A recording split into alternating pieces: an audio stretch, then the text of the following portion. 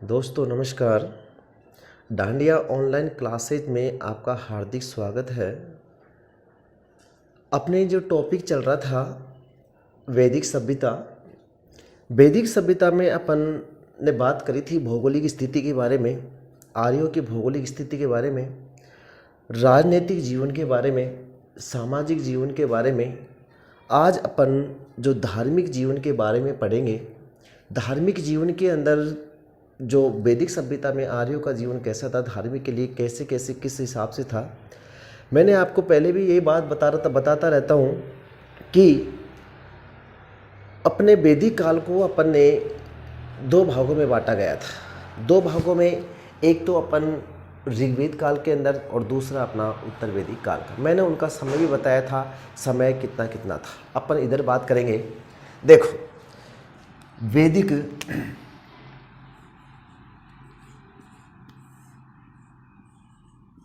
वैदिक सभ्यता। वैदिक सभ्यता का काल, समय इसका रहेगा कब से कब तक? 1500 से 600 ईसा पूर्व। 1500 से 600 ईसा पूर्व। वैदिक सभ्यता को दो जगह अर्थात दो भागों में बांटा गया है। वैदिक सभ्यता को देखो किस तरह से वैदिक सभ्यता को दो भागों में बांटा गया है। पहला है ऋग्वेद काल।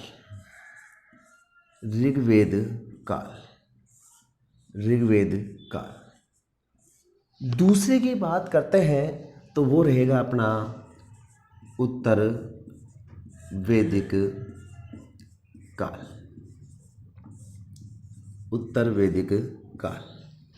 इनका भी समय अलग अलग है। ऋग्वेद काल का समय क्या है, उत्तर वैदिक काल का समय क्या है? देखो, ऋग्वेद काल का समय की बात करें तो 1500 से 1000 ईसा पूर्व। और उत्तर वैदिक काल के बारे में बात करें तो उत्तर वैदिक काल का समय रहेगा 1000 ईसा पूर्व से 600 ईसा पूर्व। तो दोस्तों, अपन को इस तरह से अपन को समय भी कहीं एग्जाम के अंदर समय भी पूछा जाता है कि इनका वैदिक सभ्यता का समय क्या था, वैदिक सभ्यता में ऋग्वेद काल का समय क्या था, उत्तर वैदिक काल का समय क्या था। बात मैं बता रहा था कि आपने अपने जो आर्यों की भौगोलिक स्थिति के बारे में पढ़ा था अपन ने, बाद में अपने राजनीतिक जीवन के बारे में पढ़ा था, बाद में तीसरे नंबर पर अपने सामाजिक जीवन के बारे में पढ़ा था। आज अपन धार्मिक जीवन के बारे में पढ़ेंगे। धार्मिक जीवन के अर्थात ऋग्वेद काल में धार्मिक जीवन कैसा था, उत्तर वैदिक काल में धार्मिक जीवन कैसा था। कि ऋग्वेद काल के अंदर धार्मिक जीवन के कौन कौन से प्रमुख देवता थे, उत्तर वैदिक काल के अंदर कौन कौन से प्रमुख देवता थे, उनके बारे में आज अपन बातें करेंगे। वैदिक सभ्यता के ऋग्वेद काल के अंदर की बात करते हैं तो प्रमुख देवता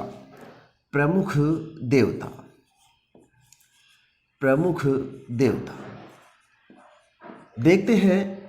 ऋग्वेद काल के अंदर जो प्रमुख देवता कौन कौन से हैं, कौन कौन से नहीं है। इस तरह से ऋग्वेद काल का जो प्रमुख देवता जो पहला माना जाता है वो कौन सा माना जाएगा? अपना इंद्र। कौन सा? इंद्र। दूसरे नंबर पे माना जाता है अपना अग्नि। और तीसरे नंबर पे माना जाता है अपन को वरुण। तीसरे नंबर पे कौन सा? अपना वरुण। तो इस तरह से इंद्र ऋग्वेद काल के अंदर तीन प्रमुख देवता माने जाते हैं। उसी तरह से उत्तर वैदिक काल में भी तीन देवता अलग से माने जाते हैं। देखो, उत्तर वैदिक काल के अंदर से तीन है। एक का नाम है रुद्र, दूसरा देवता है उसका नाम है विष्णु, और तीसरा देवता को माना जाएगा वो है अपना प्रजापति। तो ये प्रमुख देवता माने जाते हैं। ऋग्वेद काल के अलग देवता, उत्तर वैदिक काल में अलग देवता। देखो, क्वेश्चन किस तरह से पूछा जाएगा? क्वेश्चन इस तरह से पूछा जाएगा कि ऋग्वेद काल के वैदिक सभ्यता के ऋग्वेद काल में प्रमुख देवता नहीं है। तो तो 3 तो ऑप्शन ये दे देगा, चौथा उत्तर वैदिक काल का 1 का दे देगा। तो आपको ये ध्यान रखना है ऋग्वेद काल के अंदर कौन कौन से देवता आते हैं, प्रमुख देवता माने जाते हैं, और उत्तर वैदिक काल के अंदर कौन कौन से देवता माने जाते हैं। उत्तर वैदिक काल के एक रुद्र, दूसरा है विष्णु भगवान और तीसरा है प्रजापति, तीनों देवता माने प्रमुख माने जाते हैं। उसी तरह से ऋग्वेद के अंदर इंद्र, अग्नि और वरुण माने जाते हैं। आगे अपन बात करते हैं, देखो ऋग्वेद काल के अंदर यज्ञ जो होते थे वो कैसे थे, सरल थे, जटिल थे। उत्तर वैदिक काल के अंदर जो यज्ञ होते थे वो सरल थे या जटिल थे। बात करते हैं यज्ञ, जो यज्ञ होते थे, यज्ञ की बात करते हैं। यज्ञ यहाँ पे पूरी तरह से ऋग्वेद काल के अंदर सरल थे। कैसे थे? सरल। लेकिन धीरे धीरे जब उत्तर वैदिक काल आया तो यहाँ पे यज्ञ कैसे हो गए थे? जटिल हो गए। यज्ञ कैसे हो गए? जटिल। जटिल का मतलब क्या कहेंगे अपन? जटिल का मतलब होता है खर्चा ज़्यादा होने लग गया। ऋग्वेद काल में यज्ञ करने से इतना नहीं होता था, इतना खर्चा नहीं होता था जितना उत्तर वैदिक काल के अंदर होता है। आपको यज्ञ भी बताऊंगा, यज्ञ कौन कौन से यज्ञ होते थे, जैसे पितृयज्ञ, भूत यज्ञ, तीसरा अपना आता है जिसके अंदर से अतिथि यज्ञ होता है, फिर ऋषि यज्ञ होता है, देव यज्ञ होता है, जो अपना आगे बात करेंगे। अगली बात, वैदिक सभ्यता के अंदर अपनी कुछ देवी है, कुछ देवी देवता है, किसी अवसर पर उनको जो पूजा जाता है उनके बारे में बात करेंगे। एक देवी का नाम है, मैं पूरा वैदिक काल की देवी को, वो ऋग्वेद और उत्तर वैदिक काल दोनों के अंदर ही है। एक है अयरम, एक देवी का नाम है अयरम। ये अयरम देवी क्या काम आती है, किस काम से इसको पूजा पाठ की जाती है? दूसरा है अयरम की बात करते हैं, ये ओनली विवाह व संधि की देवी मानी जाती है। विवाह व संधि की देवी कौन सी मानी जाती है वैदिक काल में? अयरम। दूसरी बात करते हैं ईला। ईला एक ऐसी देवी है जो क्या है, आराधना की देवी मानी जाती है। किसकी देवी मानी जाती है? आराधना की देवी मानी जाती है। तीसरी है, एक है, वो है अरण्यनी, अर्थात जंगल की देवी मानी जाती है। इसको जंगल की देवी मानी जाती है, जंगल की देवी। एक है, चौथे नंबर पे आता है हीरोथीजिया। एक देवी है हीरोथीजिया। ये कब काम आती है? अवसर पाने पर इस देवी की पूजा की जाती है, इस देवी की पूजा की जाती है। इसकी संज्ञा देने वाला व्यक्ति का नाम है मैक्स मूलर।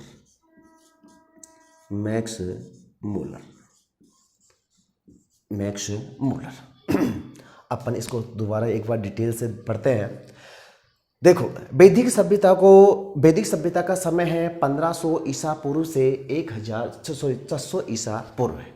इसको वैदिक सभ्यता को 2 भागों में बांटा गया है, एक तो ऋग्वेद काल, दूसरा है उत्तर वैदिक काल। ऋग्वेद काल का समय की बात करते हैं तो ऋग्वेद का समय रहेगा 1500 ईसा पूर्व से 1000 ईसा पूर्व। उधर से उत्तर वैदिक काल का समय रहेगा 1000 ईसा पूर्व से 600 ईसा पूर्व। अगली बात है, जब ऋग्वेद काल के प्रमुख देवता बताया था कि इंद्र, अग्नि और वरुण। इधर से उत्तर वैदिक काल के जो प्रमुख देवता माने जाते हैं रुद्र, विष्णु और प्रजापति। अगली बात है, मैं यज्ञ की बात करी थी। यज्ञ यहाँ पे सरल थे ऋग्वेद काल में, लेकिन यहाँ पे यज्ञ कैसे हो गए थे? जटिल हो गए थे। अगली बात है, जो वैदिक काल के अंदर जो देवियों को किस किस रूप में पूजा जाता था? वैदिक काल में एक देवी का नाम है, उसका नाम है अयरम। क्या नाम है उसका? अयरम। अयरम देवी तभी पूजी जाती है, तभी पूजा की जाती है तब विवाह के समय और संधि अर्थात एक पड़ाव से दूसरे पड़ाव, अर्थात एक देश से दूसरे देश से या एक जगह से दूसरी जगह जो राजा होते थे उनके बीच में जो संधि होती थी, तो वो संधि का अर्थात जो देवी की पूजा की जाती थी वो कौन सी देवी है? अयरम देवी के नाम से जानी जाती है। दूसरी है ईला। ईला देवी ऐसी है जो कहते हैं कि वैदिक सभ्यता के अंदर आराधना की देवी मानी जाती है। क्वेश्चन आ जाता है कि वैदिक सभ्यता के अंदर जो आराधना की देवी मानी जाती है वो कौन सी है? ईला। अगली बात है अरण्यनी। अरण्यनी ये जंगल की देवी मानी जाती है। सबसे मोस्ट है हीरोथीजिए। हीरोथीजिए की एक बात है कि हीरोथीजिए अवसर पाने पर किसी व्यक्ति को किसी चीज़ के लिए भगवान के हाथ जोड़ते हैं, ऐसा कहते हैं कि मेरा यह काम सफल हो जाए, मेरा वो काम सफल हो जाए, तो वो देवी कौन सी मानी जाती है? हीरोथीजिए। और इस देवी की संज्ञा देने वाला अर्थात ये कहने वाला मैक्स मुलर कहता है कि वैदिक सभ्यता के अंदर एकमात्र ऐसी देवी है जिसको अवसर पाने पर पूजा जाता है। वो कौन सी है? हीरोथीजिए। कहने वाला व्यक्ति का नाम है मैक्स मुलर। मैक्स मुलर ने यह भी कहा था कि वैदिक सभ्यताओं के जो आर्यों का निवास स्थान है जो कहाँ पे बताया गया है? मैक्स मुलर ने यूरोप बताया गया है। क्या बताया गया है? यूरोप बताया गया। तो इस तरह से अपन को याद स्क्रीनशॉट खींच लीजिएगा, फिर अपन आगे बात करें।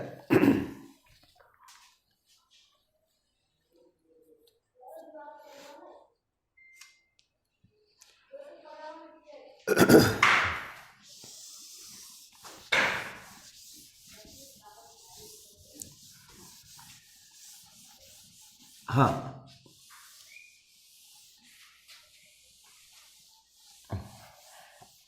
आगे देखो, ये मैं लिख देता हूं मैं पूरा। उत्तर वैदिक काल,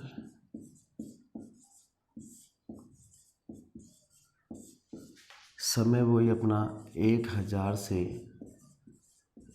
600 ईसा पूर्व। देखो, अपन ने अभी पढ़ा था धार्मिक जीवन, अब अपना है वैदिक काल में आर्थिक जीवन कि इनका आर्थिक जीवन कैसा था।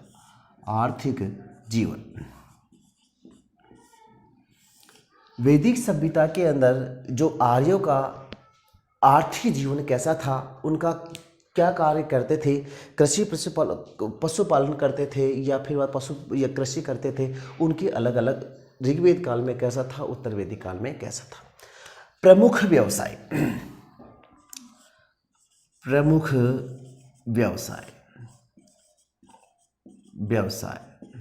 देखो, ऋग्वेद काल में जो आर्यों का था प्रमुख व्यवसाय क्या था? ओनली क्या था? पशुपालन। क्या था? पशुपालन। उत्तर वैदिक काल के अंदर धीरे धीरे पशुपालन को साथ में करते करते इसमें जो प्रमुख व्यवसाय हो गया वो कौन सा हो गया? कृषि। क्या हो गया इसके अंदर? उत्तर वैदिक काल के अंदर कृषि में कार्य करने लग गए। इनका जीवन अर्थात वैदिक सभ्यता के आर्यों का जीवन कैसा था? इनका जीवन की बात करते हैं। जीवन स्थायी था या अस्थायी था? भाई ऋग्वेद काल के अंदर तो जो आर्यों का निवास स्थान था वो तो अस्थायी था, क्योंकि वो पहले कहाँ रहते थे? सप्त सैंधव प्रदेश में रहते थे। लेकिन वो धीरे धीरे कहाँ पे आ गए? धीरे धीरे वो मध्य देश के अंदर आ गए थे। तो इस जीवन इसका ऐसा कैसा रहेगा? घुमक्कड़ था। कैसा था? या अपन ऐसे कह सकते हैं इनका जीवन कैसा था? अस्थायी था। तो इनका उत्तर वैदिक काल के अंदर आर्यों का जो जीवन कैसा था? उनका था स्थायी रूप से हो गया था। आगे अपन जो बात इनके बारे में, अब देखो कुछ प्रमुख शब्दावली है। शब्दावली का मतलब होता है पहले वो आर्य लोग किस नाम से पुकारते थे, वर्तमान में आप किस नाम से पुकारते हैं, उनके बारे में बात करेंगे। देखो, प्रमुख व्यवसाय की उनकी बात करते हैं, कुछ चीज़ें हैं उनके लिए। जैसे एक का नाम है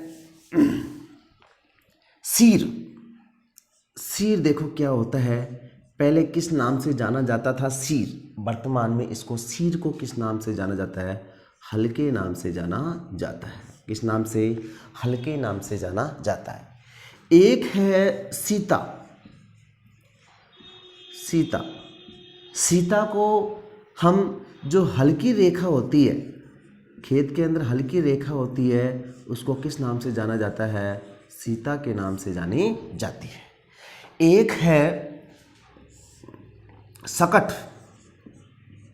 सकट, सकट को हम पहले सकट के नाम से जाना जाता था, वर्तमान में किस नाम से? बैलगाड़ी के नाम से जानी जाती है। बैलगाड़ी, बैलगाड़ी के नाम से जानी जाती है। एक है अयस। अयस को हम काश्य के नाम से जाने जाता है। काश्य, काश्य के नाम से जाना जाता है। एक है कृष्ण अयस। कृष्ण अयस, इसको हमें लोहा के नाम से जाना जाता है। लोहा के नाम से जाना जाता है। एक है अपना कुलाल। कुलाल, कुलाल को हम कुंभकार, कुंभकार के नाम से जाना जाता है। कुंभकार का मतलब क्या होता है? कुम्हार। कुंभकार का मतलब होता है कुम्हार। और भी कुछ चीज़ें हैं, मैं इधर लिख देता हूँ। जैसे अपन जो अपने वर्तमान में जो लोग कहते हैं जो को किस नाम से जाना जाते थे? पहले वैदिक सभ्यता के अंदर यव के नाम से जाना जाता है। जैसे गेहूँ को किस नाम से? गेहूँ को गोधूम के नाम से जाना जाता था। गोधूम के नाम से जाना जाता था। चावल की बात रही, वर्तमान में अपन चावल कहते हैं, लेकिन वैदिक सभ्यता के अंदर किस नाम से जाना जाता है? व्रीहि के नाम से जाना जाता है। व्रीहि के नाम से जाना जाता है। एक का नाम है कुसीद, जैसे व्याज,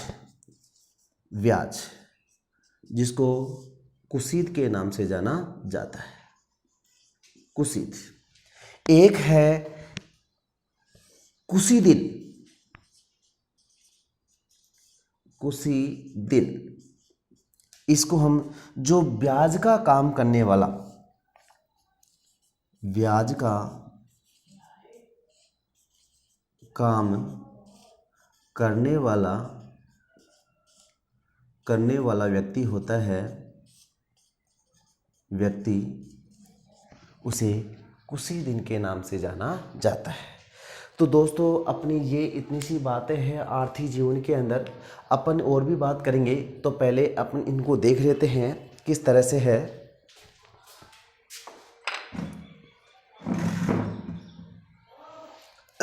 देखो, आर्थिक जीवन में ऋग्वेद काल के अंदर प्रमुख व्यवसाय की बात करते तो प्रमुख व्यवसाय क्या था? पशुपालन। लेकिन उत्तर वैदिक काल के अंदर प्रमुख व्यवसाय क्या था? कृषि। अगली बात है इनका जीवन, अर्थात आर्यों को वैदिक सभ्यता के अंदर जो आर्यों का जीवन था, जो अस्थायी था। अस्थायी कैसे था? पहले ये जो आर्य लोग पहले शुरुआत में कहाँ रहते थे? सप्त सैंधव प्रदेश के अंदर। लेकिन धीरे धीरे बाद में जो आर्य लोग आए थे, जो मध्य देश के अंदर आ गए थे। तो इनका जीवन कैसा था? शुरुआत में ऋग्वेद काल के अंदर घुमक्कड़ था। तो अपन यूँ कह सकते हैं कि इनका जीवन कैसा था? अस्थायी था। लेकिन उत्तर वैदिक काल के अंदर आर्यों का जीवन धीरे धीरे कैसा हो गया था? स्थायी रूप से हो गया था। अगली बात है, अपन जो शब्दावली लेते हैं वैदिक काल के अंदर शब्दावली देखो किस प्रयोग किया जाता था, वर्तमान में किस नाम से जाना जाता था। कुछ ध्यान रखना, जैसे सीर है जो वर्तमान में इसको हल के नाम से जाना जाता है। जो हल्की रेखा होती है, जो खेत के अंदर जुताई के समय जो हल्की रेखा होती है, उसको वैदिक काल के अंदर सीता के नाम से जाना जाता है। अगली बात है, जो वर्तमान में हम उसको बैलगाड़ी कहा जाता है, लेकिन वैदिक सभ्यता के अंदर अर्थात आर्य लोग उसको किस नाम से? सकट के नाम से जाना जाता है। उसी तरह से काश्य को हम काश्य कहा जाता है वर्तमान में, लेकिन वैदिक सभ्यता के अंदर अयस के नाम से जाना जाता है। जैसे एक लोहा है, लोहा को कृष्ण अयस के नाम से जाना जाता है। एक है कुलाल, वैदिक सभ्यता में कुल्हाड़ के नाम से, लेकिन वर्तमान में उसे कुंभकार कह दो या फिर कुम्हार कह दो। एक है लोहित अयस, एक है लोहित अयस, लोहित अयस, इसको हम वर्तमान में तांबा के नाम से जाना जाता है। आगे देखो, अब हमारे ऐसी चीज़ें हैं, इनको अपन को याद रखना है। एग्जाम की दृष्टि से क्वेश्चन कहीं से भी पुट ऑफ हो सकता है, ध्यान देना। जैसे जो, वर्तमान में हम जो कहते हैं, लेकिन वैदिक सभ्यता के अंदर उसको जो को क्या कहते हैं, यव के नाम से जाना जाता है। गेहूं को अब वर्तमान में गेहूं कहते हैं, लेकिन वैदिक सभ्यता में गोधूम के नाम से, चावल को व्रीहि के नाम से, ब्याज जो इंग्लिश में बोला जाता है इंटरेस्ट, जो ब्याज होता है उसको वैदिक सभ्यता में कुसीद के नाम से जाना जाता है। और कुसीदिन उसे कहा जाता है जो ब्याज का काम राजा महाराजाओं का एक पुरोहित होता था। और राजा महाराजा पुरोहित क्या करता था, वो उसका अध्यक्ष बनाए जाते थे, कोषाध्यक्ष। कोषाध्यक्ष के अंदर जो अर्थात वो जगह जगह जाके उनको पैसे के साथ में उसको इंटरेस्ट लिया जाता था, अर्थात ब्याज लिया जाता था। तो ब्याज, तो वैदिक सभ्यता के अंदर ब्याज को तो कुसीद के नाम से, और ब्याज लेने वाला व्यक्ति होता है, ब्याज का कार्य करने वाला व्यक्ति होता है, उसको कुसीदिन के नाम से जाना जाता है। इसका स्क्रीनशॉट खींच लीजिएगा, आगे अपन और बात करेंगे।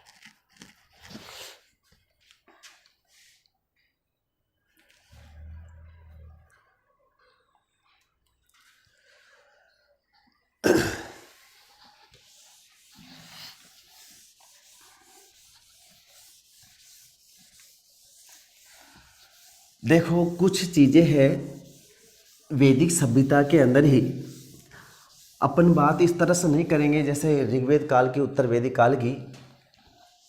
अपन सब दोनों दिन की कंबाइंड की बात करेंगे कि वैदिक सभ्यता के अंदर कौन सी सभ्यता थी, ताम्रयुगीन सभ्यता थी या लोहायुगीन सभ्यता थी, उनके बारे में बात करेंगे। कि सबसे पहले लोहे का जो खनन, जो लोहे का जो प्राचीन साक्ष्य मिला है वो कहाँ पे मिला है, कौन कौन सी पवित्र नदी है, कौन कौन सी प्रमुख नदी है, कौन कौन से प्रिय पशु है, कौन कौन सा पवित्र जो पशु है, तो उनके बारे में बात करेंगे। देखो, वैदिक सभ्यताओं के बारे में बात कर रहे हैं अपन। वैदिक सभ्यताओं की ये अपनी एक लोहायुगीन वैदिक सभ्यता है को कैसी है, लोहायुगीन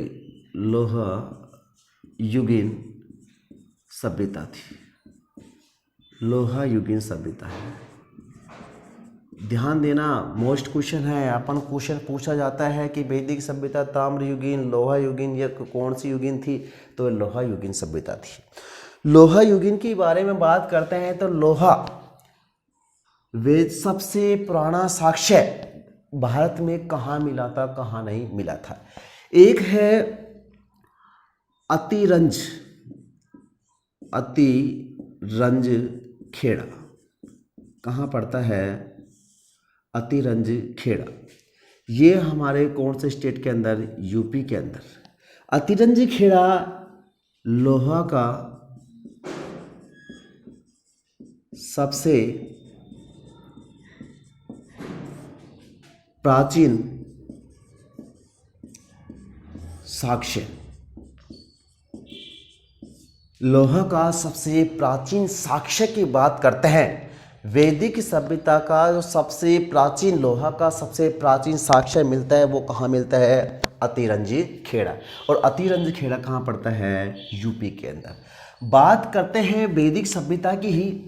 वैदिक सभ्यता शहरी ग्रामीण थी या शहरी थी। ध्यान देने, ये अपनी वैदिक सभ्यता कैसी थी, ग्रामीण सभ्यता थी।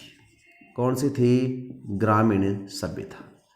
ग्रामीण सभ्यता कौन सी थी, ग्रामीण सभ्यता, शहरी सभ्यता नहीं थी। हाँ, सिंधु घाटी सभ्यता के बारे में बात करें, सिंधु घाटी सभ्यता शहरी सभ्यता थी, लेकिन वैदिक सभ्यता कैसी सभ्यता थी, ग्रामीण सभ्यता थी। आगे बात करते हैं वैदिक सभ्यता में सबसे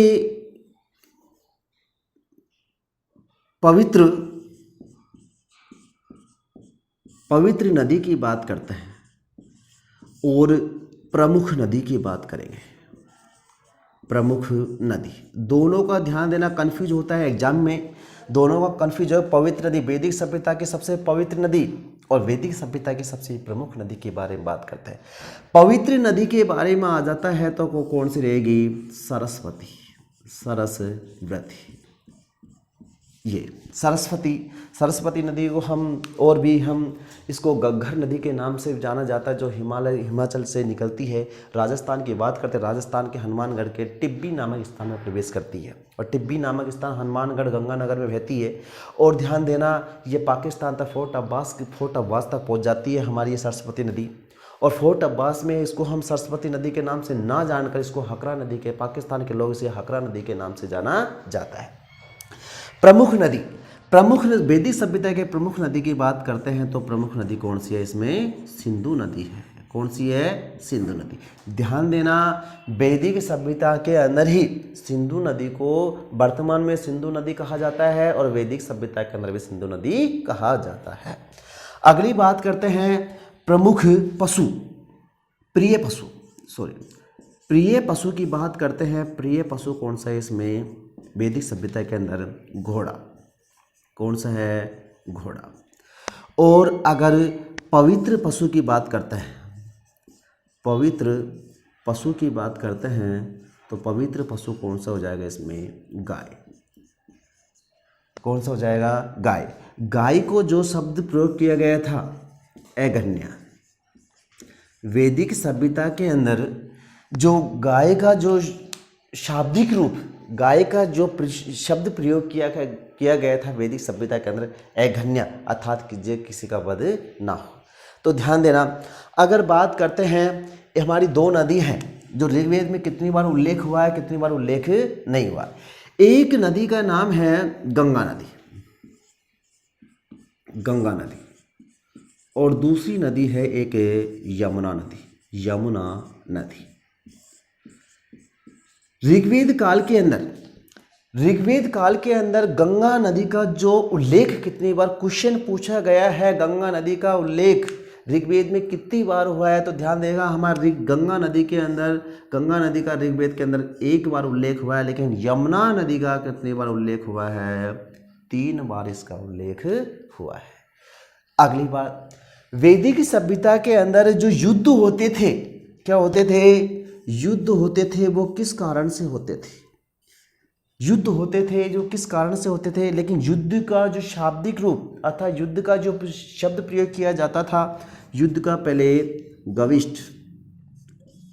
गविष्टि शब्द का प्रयोग किया जाता था। किसके लिए? युद्ध। लेकिन युद्ध ज़्यादातर वैदिक सभ्यता में जितने भी युद्ध हुए हैं, करीब कम से कम ये मान लो गायों की जो रक्षा के लिए, गायों को प्राप्त करने के लिए ही युद्ध होते थे वैदिक सभ्यता के अंदर।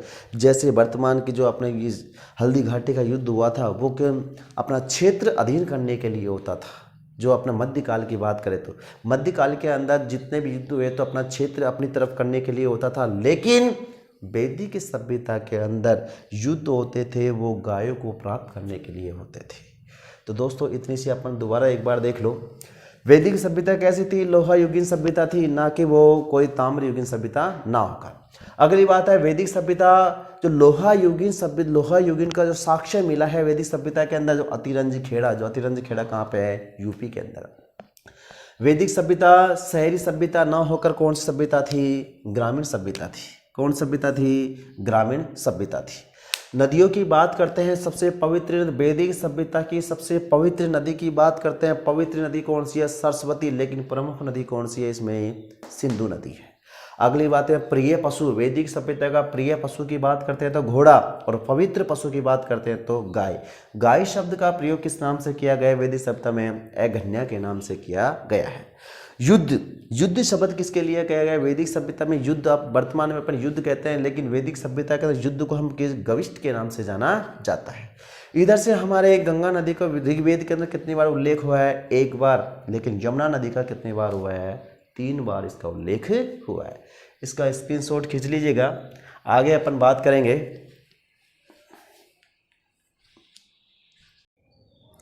अपना वैदिक सभ्यता चल रही थी। वैदिक सभ्यता में कुछ और अपनी चीज़ें रह चुकी थी। जैसे वैदिक सभ्यता में देखो जो शाब्दिक जो कौन से जो शब्द है इनका अपन प्रयोग करते हैं वर्तमान के अंदर। एक शब्द है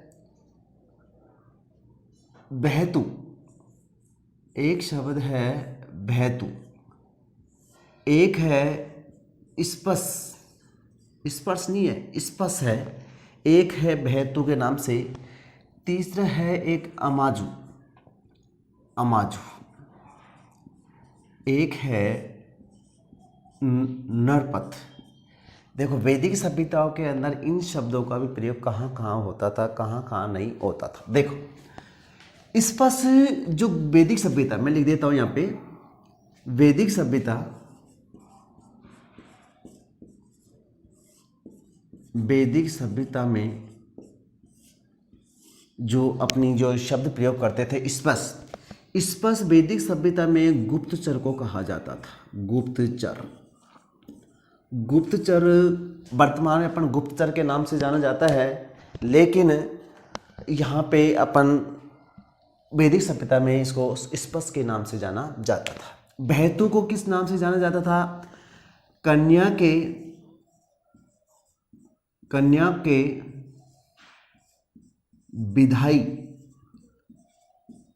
विदाई के समय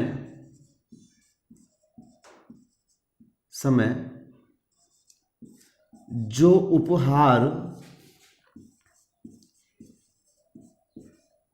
उपहार दिए जाते थे उसको बहतू के नाम से जाना जाता है। अमाजू किसे कहते हैं? अमाजू हम उसे कहते हैं जो आजीवन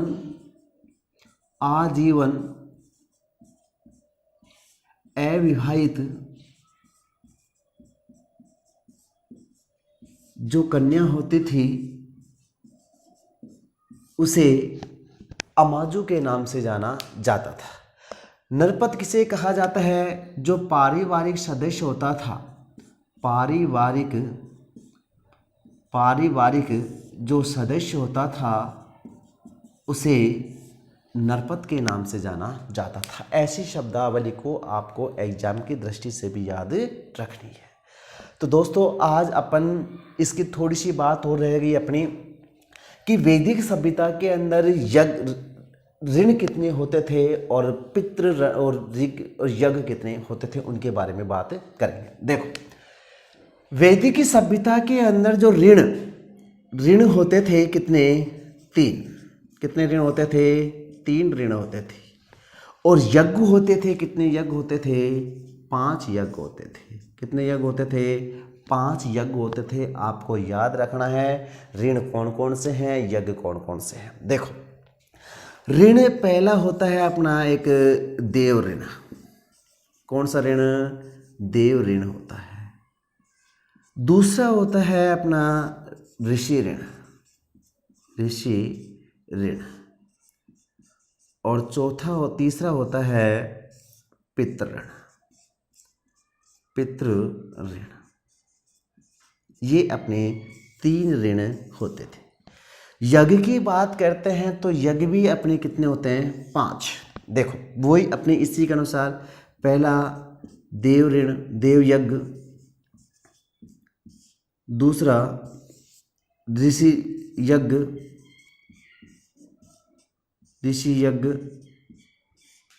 तीसरा पितृयज्ञ, चौथा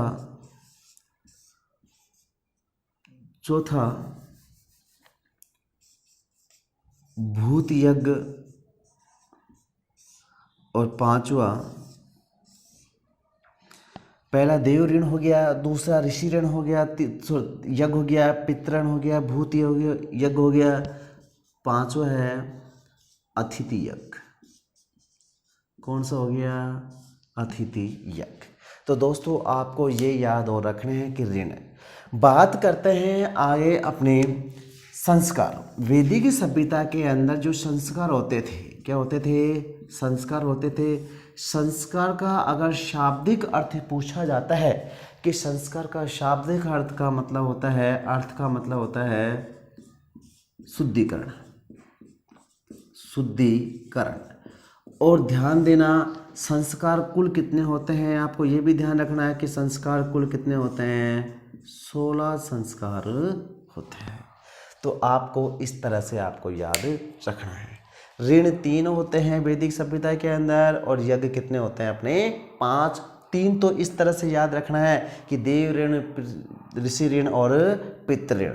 यज्ञ होते हैं देव यज्ञ, ऋषि यज्ञ, पितृयज्ञ। देखो पितृयज्ञ किसे कहते हैं, जो श्राद्ध वगैरह होता था, श्राद्ध के अंदर जो यज्ञ किया जाता था उसे किस नाम से जाना जाता था, पितृयज्ञ के नाम से जाना जाता है। भूत यज्ञ इसे कहा जाता है, पशु पक्षियों को खाना देना, पशु पक्षियों को खाना देना वो भूत यज्ञ के नाम से जाना जाता था। अतिथि जो मेहमानों का अच्छी तरह से स्वागत किया जाता था, वो अतिथि यज्ञ के नाम से जाना जाता था। तो आपने अपने ये वैदिक सभ्यता आज पूरी तरह से समाप्त हो चुकी है। अपना टॉपिक जो वैदिक सभ्यता के बारे में बात चली थी। कोई भी किसी भी तरह से क्वेश्चन आप पुट ऑफ करना चाहते हो तो आपको मोबाइल नंबर, आपको लिंक वगैरह जो भेजा गया है उसके अंदर आप व्हाट्सएप के माध्यम से भेज सकते हैं। दोस्तों ये अपना वैदिक सभ्यता है। धन्यवाद।